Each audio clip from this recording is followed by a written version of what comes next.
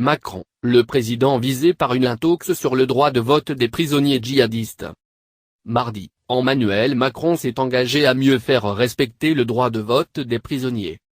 Ces déclarations ont été reprises par des blogs, qui en ont conclu que le président voulait faire voter les prisonniers djihadistes. À aucun moment Macron n'a évoqué le cas de ces détenus. Le droit de vote des prisonniers est encadré par la loi. Mardi, devant les élèves de l'École nationale d'administration pénitentiaire, ENAP, Emmanuel Macron s'est engagé en faveur du droit de vote des détenus, voulant que tous les prisonniers puissent voter pour les élections européennes, qui se dérouleront l'année prochaine. Au 1er février, il y avait un peu plus de 69 000 personnes incarcérées, selon le ministère de la Justice. Plusieurs blogs ont repris cette position du président, mais en titrant que le chef de l'État veut permettre aux prisonniers djihadistes de voter dès 2019. Fuck off. À aucun moment dans son discours, Emmanuel Macron n'a évoqué les prisonniers djihadistes. Quand ils sont emprisonnés, les détenus sont privés de leur liberté, mais pas de leur droit de vote, comme l'a précisé Emmanuel Macron devant les élèves de l'ENAP.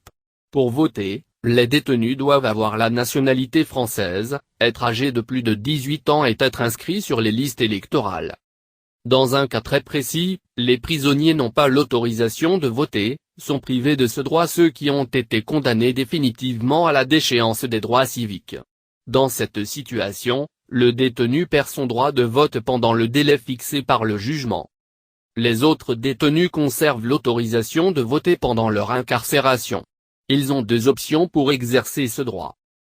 Soit obtenir une permission de sortie d'une journée, si leur peine est inférieure ou égale à 5 ans, ou s'ils ont exécuté la moitié de leur peine si celle-ci était supérieure à 5 ans.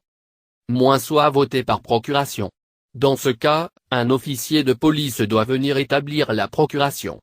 Un extrait de registre d'écrou doit être délivré au prisonnier pour justifier de son incapacité à se rendre à un bureau de vote, détaille le site Service public.